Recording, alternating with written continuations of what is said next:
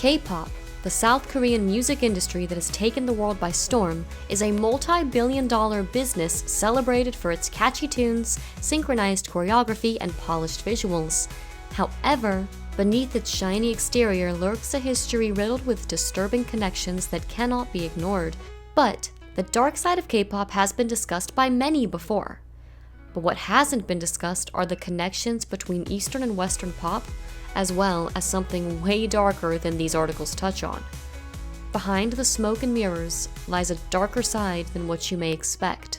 The presence of not just occult symbolism, but Monarch programming on full display in their videos and marketing. Recently, Luciferian Grange, who has disputed the allegation, the CEO of Universal Music Group, was named in the P. Diddy lawsuit for allegedly funding parties where drugs were used to get blackmail on powerful individuals, as well as initiate others into the music industry. According to Universal Music Group's website, featuring the most comprehensive catalog of recordings and songs across every musical genre, UMG identifies and develops artists and produces and distributes the most critically acclaimed and commercially successful music in the world.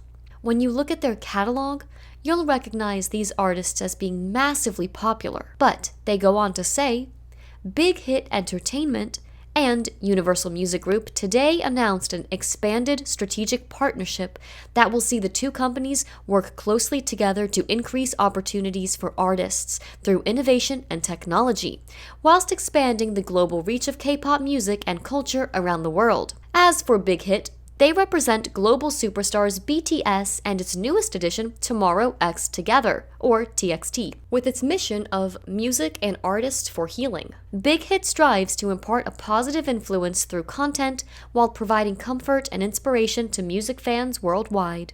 Luciferian Grange has a direct connection to the distribution of K-pop through UMG. The rise of K-pop is often attributed to a combination of factors, including government support, strategic marketing, and technological advancements. The Korean government sets aside a portion of its annual budget specifically for promoting and supporting the export of its pop culture. Regardless of the Korean government's involvement, the US entertainment industry is far more involved with K-pop than most people realize. So, what is K-pop? K-pop essentially means Korean pop music, but what we in the West typically understand as K-pop is what Koreans would classify as idol music. They're two different things. Much like the old square and rectangle, all idol music is K-pop, but not all K-pop is idol music. To get a sense of this debate in more detail, do read T.K. Park's piece, K-pop is not a genre. Not necessarily to agree with it, but just to get a better sense. I think understanding the big picture of what constitutes popular music in Korea is crucial to understanding K-pop, whether you want to trash it or advocate for it. K-pop simply means Korean popular music, which can be any genre. But we are talking about what is called idol music, which involves big budgets and very popular acts. We will look at a few cases and how the symbolism is not possibly accidental and just part of an unconnected creative process. There are some independent artists who write their own music or do their own choreography, but the ones who make it far, earn the most, and have a lot of merch, sell out the shows, and get the views are carefully curated and crafted products, just like they are in the West. The entertainment, or entrainment industry as I like to call it, cares more about profit than people, propaganda than creativity, and control over freedom. As JFK said, things do not happen. Things are made to happen. Some artists write their own lyrics or verses, but don't forget that they are still heavily edited or influenced before they are released to the public. The music industry often follows trends set by a few influential artists. As other musicians strive to emulate their successful counterparts, a domino effect occurs, causing a new trend to gain rapid momentum and saturate the charts. The industry propels the trendsetter into the spotlight through massive support and promotion, ultimately magnifying their influence. There's a lot of money on the line when it comes to launching a new artist. They're not going to just take random chances. It is the music business after all. The same way a business owner isn't going to start an experimental business endeavor without good reason to believe it will succeed. Success is essentially guaranteed from the get-go, and that often involves tight control and a larger goal of accomplishing something, such as pushing the needle of society in a certain direction, albeit slowly. If you play the game right, you'll make it. If not, you'll be tossed.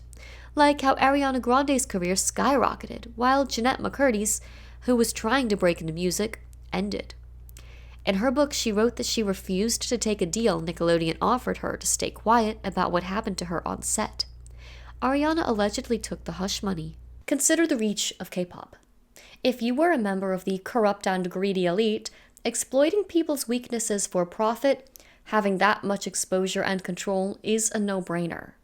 It's the best way to make a profit while continuing to desensitize the masses to things like occult symbolism and indoctrinate them with various ideas: adultery, idolatry, pride, body dysmorphia, confusion, or simply dopamine addiction.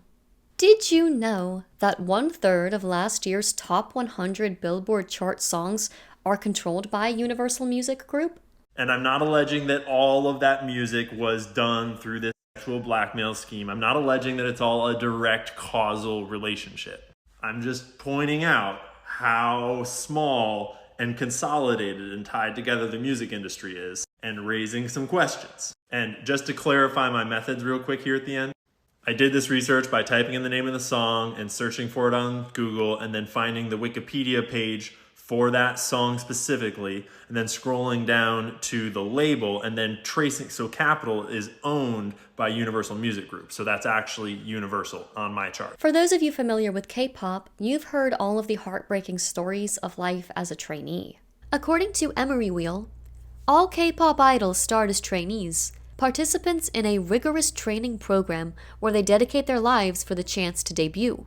Typical expenses for a trainee can top $50,000 per year, though the industry's opacity makes calculating that figure with any certainty very difficult.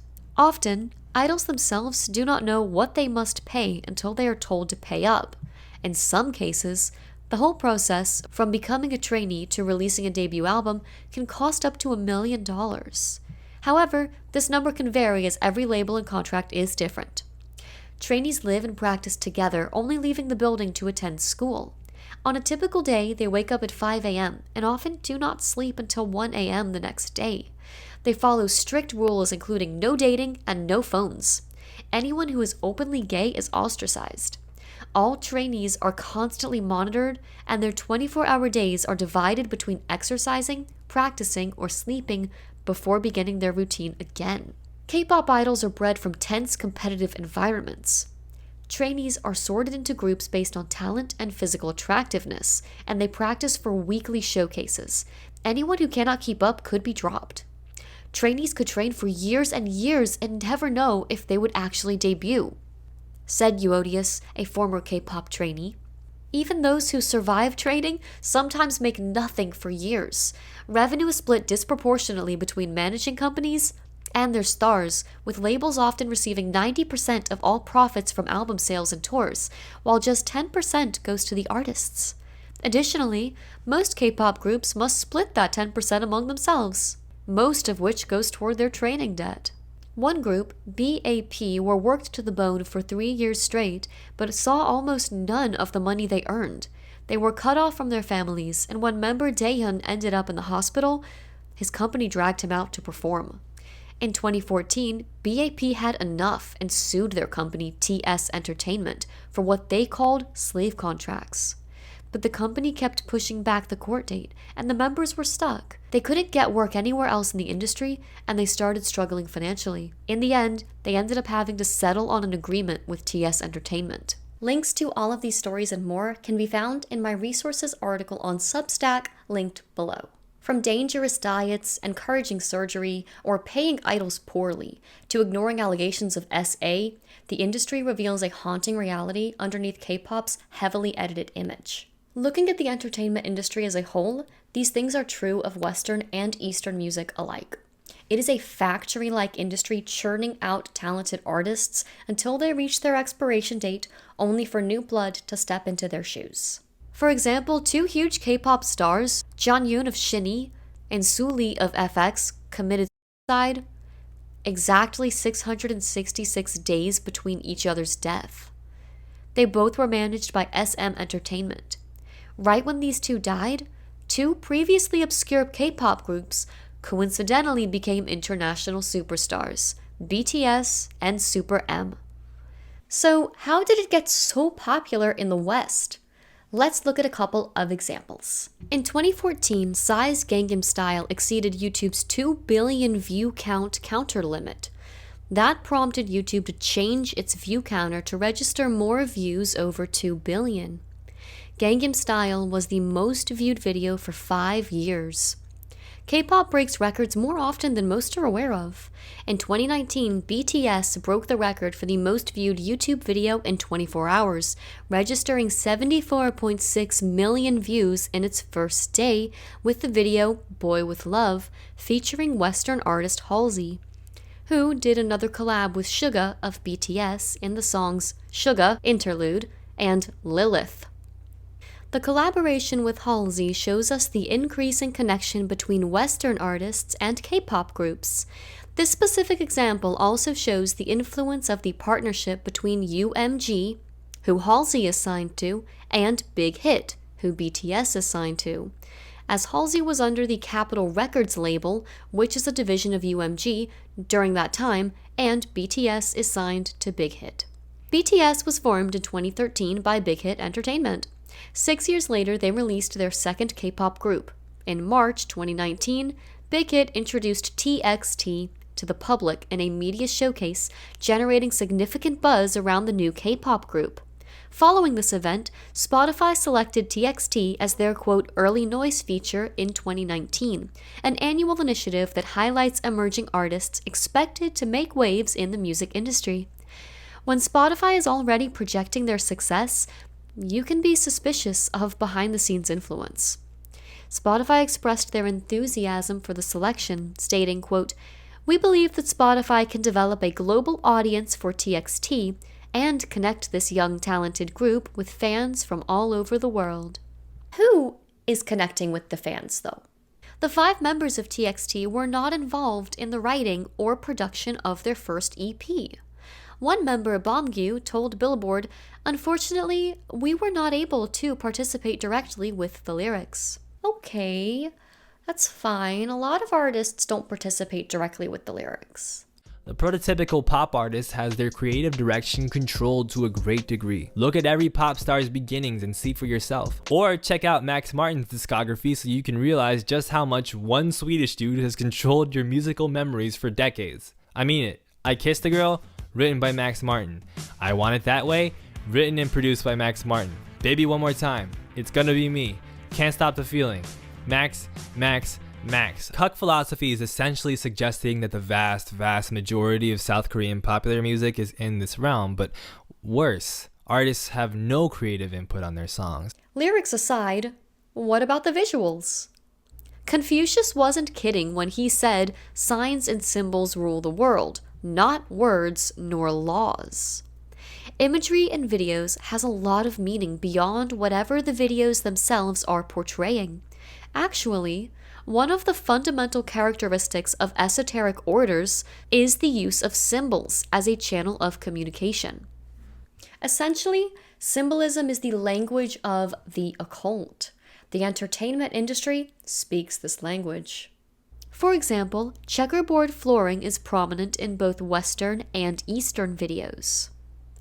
In the occult, checkerboards represent the equivalence of opposites, which goes with the occult belief in duality. It represents the supposed balance between opposing forces, such as light and dark, good and bad, or positive and negative. Why do many celebrities and elite make this gesture? Most see it as symbolizing the numbers 666. But it's an ancient sign and means various things to different occult groups and religions.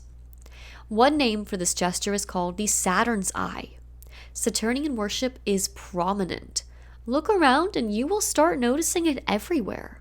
Saturn is the god of time and death and figures heavily into ancient beliefs. Even if the artists themselves don't know what these symbols mean, The producers, directors, and others do, and they coach these individuals. If an independent artist is presented with a record deal, the studio will then design the cover art. Some celebrities might know what they do, others might not, but they are influenced to keep this going, and in turn, desensitizing us. Vampire folklore often contains the idea that vampires cannot enter a home uninvited. This concept revolves around the notion that a homeowner must grant permission for a vampire to enter. This symbolic concept extends to elitist groups in the real world. By revealing their symbolic practices, they overcome somewhat of a dilemma in their belief system, that of free will. They invite people to participate, alleviating any guilt they might feel about exploiting others. This consent you give them when consuming their products acts as a way for them to justify their actions. Furthermore, the public display of these symbols also serves to communicate membership in occultic orders to other elites, akin to a secret handshake that says, "I'm part of your exclusive club."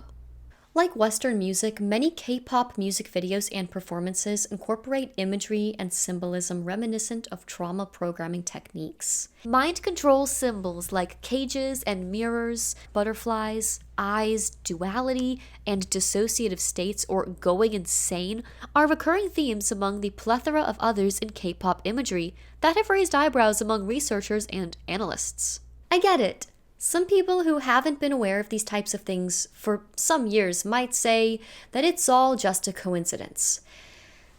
No, it's not. And the people who see it are not crazy. We are just aware of continuously repeating patterns. Psychology Today states, quote, "Pattern recognition, according to IQ test designers, is a key determinant of a person's potential to think logically, verbally, numerically, and spatially. Compared to all mental abilities, pattern recognition is said to have the highest correlation with the so-called general intelligence factor." End quote. So don't let anyone who doesn't look for the deeper meanings or patterns make you feel crazy. This is where things start to get weird. This is called the Arch of Hysteria and was coined by 19th century neurologist Jean-Martin Charcot. His book describes hysteria as psychological disturbances that manifest themselves as neurological symptoms.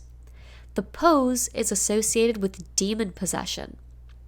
This is Nelly Furtado in I'm Like a Bird, a song all about dissociation. Here is Billie Eilish in Bury a Friend, a song with a lot of Monarch symbolism. Here is BTS in Blood, Sweat, and Tears, another occult video we'll look at later. Tony Podesta has a golden headless statue of this pose in his art collection. And finally, and I won't show this one, of serial killer Jeffrey Dahmer's victim was also found in this position. There's actually something all of these things have in common, and that is connections to MKUltra and mind control. No, really. Jeffrey Dahmer likely was a victim of MKUltra. I did a deep dive on serial killers in my program series that you can click on here. It is essential to understand that MKUltra is part of our history. MKUltra was the name for the American program. It's called by different names in different countries. In 1977, the Church Committee hearings confirmed its existence, prompting the CIA to destroy all related documents. Despite the destruction of evidence, declassified documents obtained through the Freedom of Information Act provided undeniable proof of MKUltra's sinister experiments conducted by CIA-affiliated psychiatrists on unwitting subjects. During the Cold War, the CIA sought to develop techniques for mind control, creating Manchurian candidates to use as spies or assassins. Psychiatrists working with the CIA tested a variety of sophisticated methods for brainwashing, manipulation, and control on subjects who did not agree to participate in the experiments. One of these victims was a 16-year-old and already in Harvard University student, Ted Kaczynski, who went on to become the Unabomber. The unethical experiments destroyed lives and even resulted in the deaths of victims. The MKUltra program demonstrated significant investment by the government in developing techniques to influence human thought and behavior. These experiments supposedly ended in the 1970s, but research and victims say otherwise. The operation was dissolved, but reformed under new names, such as the Monarch Project. The Church Committee hearings revealed that MKUltra employed a range of methods including mind-altering substances. LSD, hypnosis, and other drugs were used to alter mental states and induce dissociation. Sensory deprivation. Subjects were isolated in dark, soundproof chambers to induce altered states of consciousness and increase suggestibility. Electroconvulsive therapy, or ECT. Electric shocks were administered to erase or implant memories, causing psychological trauma and disorientation. Psychological manipulation. Techniques such as positive and negative reinforcement and conditioning were used to mold behavior, create multiple personalities, and instill loyalty. One aspect of psychological manipulation is attaching meaning to symbolism. This is also done on a mass scale to the general public. K-pop is a good medium for symbolism because the lyrics are not understood by the majority of its viewers. Western media has attempted the same symbolism for decades, but K-pop easily rivals or even surpasses the production quality, number of views, and visuals. When that much influence and wealth is involved, the visuals must carry meaning. On a film set, every element and detail serves a specific purpose and contributes to the overall production. Nothing is considered superfluous because each aspect plays a crucial role in creating the desired atmosphere, enhancing storytelling, and bringing the director's vision to life. Every aspect serves a specific purpose in creating cohesive visuals that conveys the filmmaker's vision to the audience. So, what happens when those visuals are the desire to wield soft power and influence society? Every single piece of physical object in a photo shoot is meticulously chosen and then meticulously placed. Every one, and the same goes for movies. The same applies, the same rigor applies for the placement of physical objects in photo shoots. And for a company like Balenciaga, I'm sorry, I do not buy that the CP-related court document was accidentally placed there. Somebody had to Google it, somebody had to print it out, someone had to retrieve it from the printer and physically walk it into the room, someone had to then meticulously place it among all the other papers that are flipped upside down, but not that one. Not that one, though. Not that one, right? Not that one.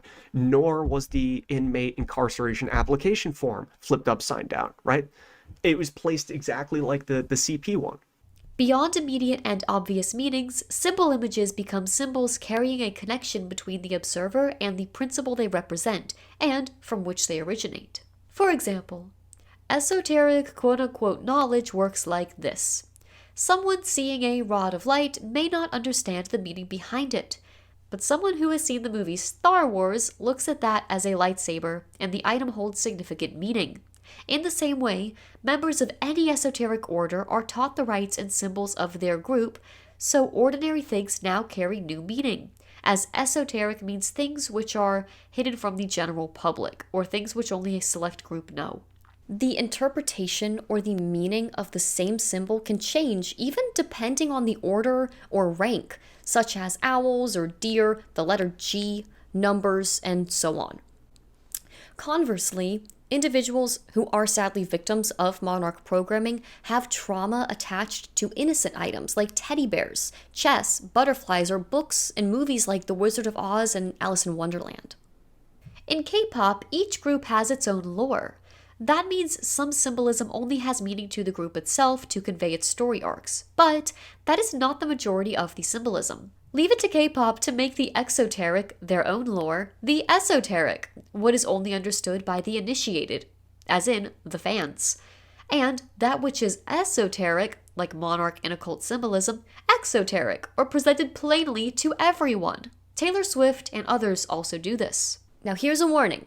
I am about to show examples of symbolism used in programming, so if you are or suspect yourself to be a victim of trauma-based mind control, I encourage you to proceed with extreme caution or click away. You can also fast forward a few minutes. Let's now look at some symbols commonly reported by survivors that is used in Monarch programming, including butterflies, rainbows, as slaves are told to dissociate and go over the rainbow, cats, white rabbits, covering one eye, as well as bluebirds, cages, carousels, mirrors or glass shattering.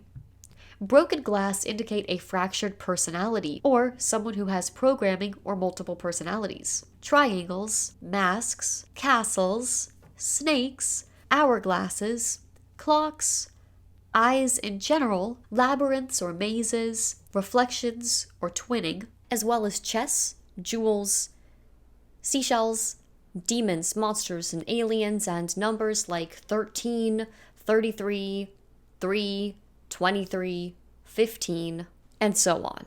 Or we've got them all in one place. A bird, Baphomet head, cats, as above so below, hourglass, stars in typical pentagram style, the hall of mirrors, a programming room, the quote-unquote all-seeing eye, or being watched by a handler, hypnosis, split personalities and going insane, and a key. BTS in Not Today, at actually 3 minutes and 33 seconds, we are shown to dance in a triangle formation. In We Are Bulletproof, they dance on a checkerboard floor and are overseen by a light. This video is packed with symbolism, like the one-eye symbol and mirrors, but here, one member, Taehyung, is depicted as the fallen angel Lucifer, with his wings cut off, as in he fell from heaven. And there is a giant, or a Nephilim statue, with wings. And this symbol on the shirt looks like the pagan sun wheel, also called the Star of Ishtar, and was used by ancient pagans in rituals. Other themes you might see is depictions of insanity or even dissociation. Dissociation occurs from repeated trauma, particularly in childhood. It is actually a prerequisite in Monarch programming. The genetic ability to dissociate is one of the reasons it's named after the monarch butterfly, who are known to pass down their genetic memory. The key to monarch mind control programming lies in the creation of distinct personalities known as alters, who remain unaware of one another's existence, yet can take control of the body at various moments. These personalities are formed through traumatic experiences and, for the purpose of monarch programming, can serve as a shield that keeps the perpetrators concealed. Additionally, the front personalities, who are in control most of the time, are prevented from knowing how the system of alters is being manipulated. This is achieved through dissociation, which is induced through the intentional use of traumatic experiences and frightening rituals, causing the individual's core personality to never solidify or form. This creates an opportunity to establish an internal world, where alternate personas can be shaped and influenced by various means, including music, films, notably Disney, and stories from fairy tales. We see both Disney and fairy tales in some lyrics or imagery in K-pop, like in Runaway by TXT, where they repeat bibbidi boppity, which is a magic spell from Cinderella, before being transported to a magical land. The song itself is an homage to Harry Potter. But aside from the lyrics and visuals, the idols are typically dressed in designer clothing. Artists are presented as products, like a handbag or designer shoes, often groomed from a young age to conform to a specific image, impossible beauty standards, or even have an invented personality. The stars on the screen are often outfitted in major fashion house brands such as Yves Saint Laurent, Gucci, or Balenciaga. All three of those, and more, are owned by the Penault family. Balenciaga was in hot water recently promoting a movement called Fashion Gate, which investigated the vile nature of predators in the fashion industry. I have left plenty of links to videos that give you the full explanation of how dark and evil this topic is, and how many folks are involved in the resources article on my Substack, linked below. Jimin and Yoongi were announced as the global ambassadors of Dior and Valentino, respectively, and Big Bang's Taehyung has also been announced as a global ambassador of Givenchy. Sadly, the product placement in many big K-pop music videos are the members themselves, dressed head to toe in these designer goods. They are the products on display. Idols, whether they realize it or not, are playing right into the hands of the elite as a pawn for them to further influence the minds of millions by promoting symbols that hold significant meaning to occult orders, as well as those who have suffered monarch programming. Any honest person can see that the entertainment industry is trying to undermine the morals and values of youth today. The obsession with corrupting purity has been a part of the entertainment industry since its inception. George Harrison of the Beatles stated, "The main thing is to get the kids. Nail you when you're young, brainwash you, then they've got you for the rest of your life." Jimi Hendrix stated, "Music is a spiritual thing of its own. You can hypnotize people with music, and when you get them at the weakest point, you preach into the subconscious what we want to say. Marilyn Manson said, "I don't know if anyone has really understood what we're trying to do, to lure people in. Once we've got them, we can give them our message." Lil Nas X became famous for his viral hit Old Town Road. According to an article from NPR, Lil Nas X catered to and resonated with that younger demographic, says Dan Runchi, the founder of Trapital, a media company and newsletter focused on business and hip-hop. However, the younger demographic was very, very young. Back in 2019, Lil Nas X surprised elementary school kids with a performance of Old Town Road. He then went on to write a children's book called C is for Country, and he appeared on Sesame Street. His music videos feature inappropriate imagery and controversial themes, like, hell and Satan in his video for Montero or Call Me By Your Name. And this content would be disturbing or confusing for children who are exposed to it. Lil Nas X's recent stint claiming to turn to Christianity is bizarre, with his new video being offensive to many. Strangely, or not strangely, the Church of Satan applauded him for his new song and video. Parents and guardians must be aware of the content their children consume. This leads to a much larger issue. Over the years, we have witnessed a recurring pattern among the music industry's biggest names. They begin their careers with innocent, family-friendly images, only to gradually corrupt their persona with increasingly explicit content and controversial behavior, which has far-reaching implications for their young fans and the normalization of inappropriate content. This transformation from innocent to explicit sends a harmful message, especially to young people, that it's not only acceptable, but also necessary to abandon one's values and principles in the pursuit of either success or even to become an adult. By marketing explicit content to their largely impressionable fan bases, these artists contribute to the normalization of such content and make it seem like the natural progression for not only those in the public eye, but to be emulated by society. On top of that, online echo chambers called fandoms reinforce bad behavior and destructive thoughts. The Western collaborations continue to blur the lines and create chaos. One example is that of Jungkook of BTS's song 3D. The lyrics make me so uncomfortable I don't want to read them out loud, but you can read them here on the screen. The song features lines by American Jack Harlow that are quite vulgar. They actually released an alternate version without him in it. However, Jungkook let the fans know on a radio podcast that he is 26 years old and knows about a lot more things than people think he does, hence why the song is filled with inappropriate innuendos. He wants his fans to understand he's not so innocent. Sadly, the idolization of childish people confuses listeners into believing this type of behavior is 1. Normal, and 2.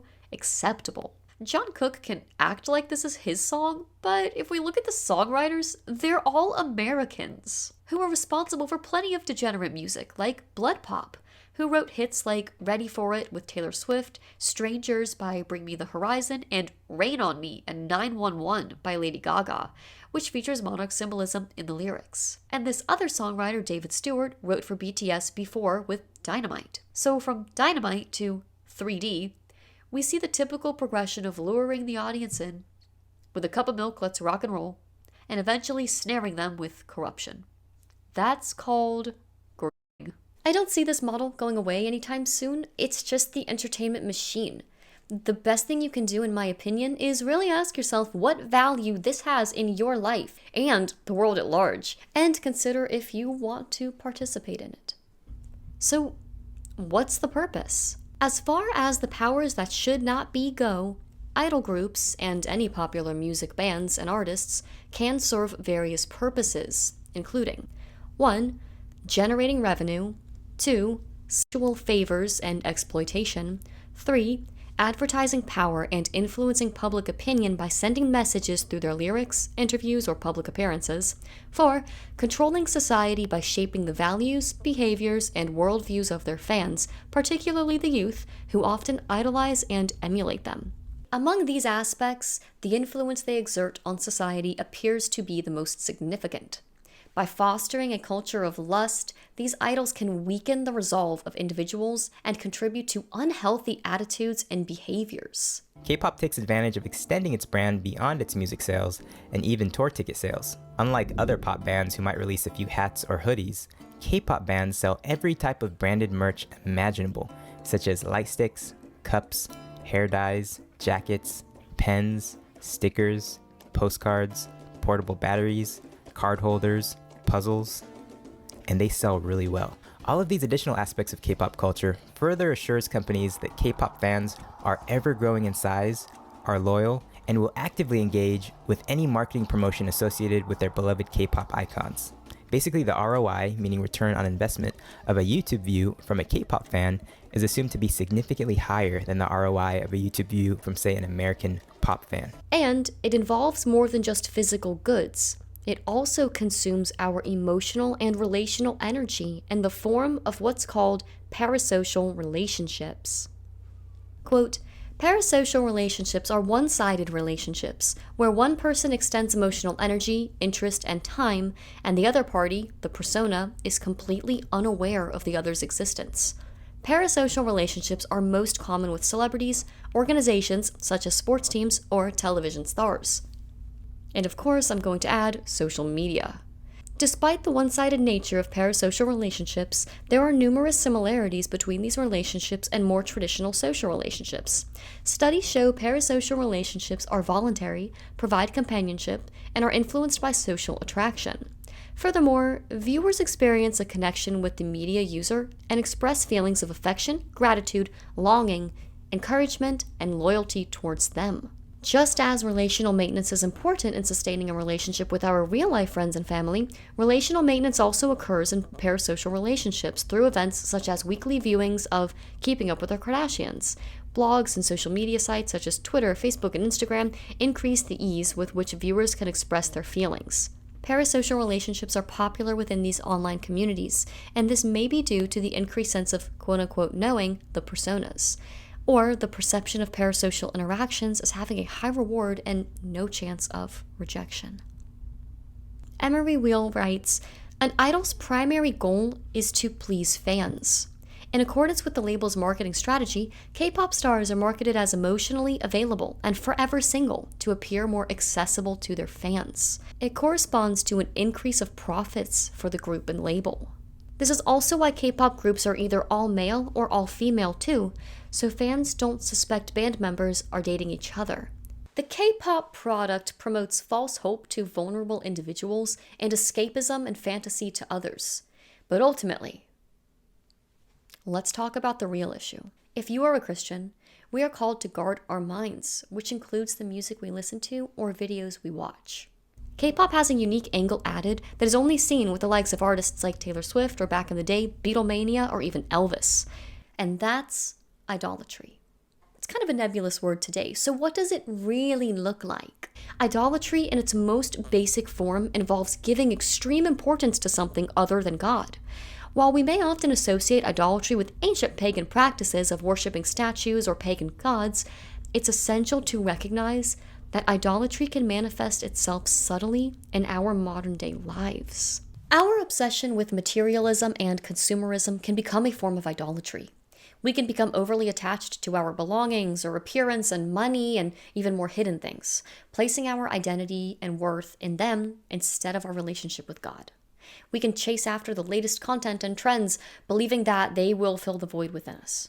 However, the Bible warns us against such idolatry in Matthew 6:24, saying no one can serve two masters. Either you will hate the one and love the other, or you will be devoted to the one and despise the other. You cannot serve God and money. In that context, our addiction to technology can also transform into idolatry. We can become so consumed by the digital world that it takes priority over our spiritual growth, mental, and physical health, not to mention productivity. Our obsession with social media, video games, and our smartphones can become a substitute for authentic relationships and real-life experiences. It's not just the celebrities you can have parasocial relationships with, but with the devices themselves. Moreover, we can place celebrities, political figures, or even spiritual leaders on pedestals, granting them a godlike status in our lives. These individuals are human and flawed, just like us, and placing them above or even near God as the object of our devotion can create a dangerous imbalance in our spiritual lives. As Christians, we should only grant God such reverence. When you quote-unquote worship a band or a singer, or in the case of K-pop, a literal idol, you're basically giving a lot mentally and emotionally to said band or person and taking it away from your own life and progress. We put posters of these people on our walls. We carry them with us on our phones, on our clothing, in our thoughts and in our hearts, as if we know them or they can do something for us. I encourage you to seek out and go after the one who loves you and will help you through the trials of this life. Because, Christian or not, we all have trials and tribulation. But why go through it alone? Some people might say, well, I'm not alone. Look at the idols I have with me. Well, this is what God says. He says in Judges 10:14, go and cry out to the gods whom you have chosen. Let them save you in the time of your distress. And as a loving father, he just wants you to turn to him and not worldly things that can't help you. Let's take one last look at those gods. Why do so many K-pop songs utilize biblical themes? Particularly putting themselves in the place of Lucifer, or singing odes and hymns to the fallen angel. The song Lucifer by Trainee has lyrics that say, your undeniable spell is the Lucifer. Your undeniable magic is the Lucifer. Listen to the lyrics of this BTS song, Lie. Don't be like a prey, be smooth like a snake. I want to get away. Find the me that was pure. I can't be free from this lie. Give me back my smile. Caught in a lie. Pull me from this hell. I can't be free from this pain. Save me. I am being punished. The whole song is like a cry for help, saying they've fallen into a lie and lost themselves. In TXT's Sugar Rush Ride, one member Taehyun said to the Korean Herald, there's a part where the boy turns into the devil and then turns back into a boy. We need to show the boy falling for the temptation while tempting the audience through our performance at the same time. A sensitive control of dynamics while performing and the vocalization were important, Taehyun explained. We've also got butterflies in this one. Before the chorus, which states, the devil said, give me more, the character playing Satan takes a bite of an invisible apple with his hand covered in what looks like honey to symbolize it looks sweet, but we all know how things turned out. This is true of every temptation and sin. The enemy convinces you it's what you want, but you're left empty and broken. And since sin is progressive, it keeps you coming back, almost like an addiction. Other references include their song Chasing That Feeling, where the opening line says, I turn my back on heaven and fall from the sky. And then it says, down to earth like a meteorite. Luke 10:18 tells us, I saw Satan fall like lightning from heaven. Other references to Lucifer can be found in Stray Kids' S-Class.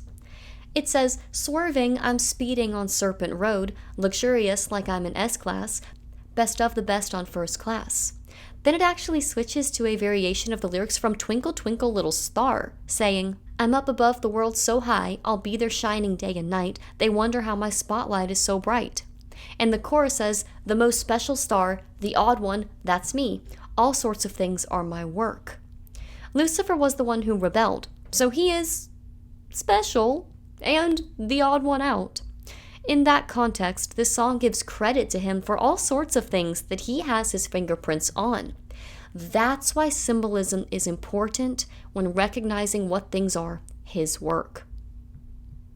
Lucifer always tries to offer fame and fortune, or all the kingdoms of the world, if you just bow down and worship him. Well, someone said no. Let's be like him. So how do we say no like Jesus did? Well, based on how fan involvement funds the industry. This then brings us to Korea's self-funding music video budget loop. The loop looks like this.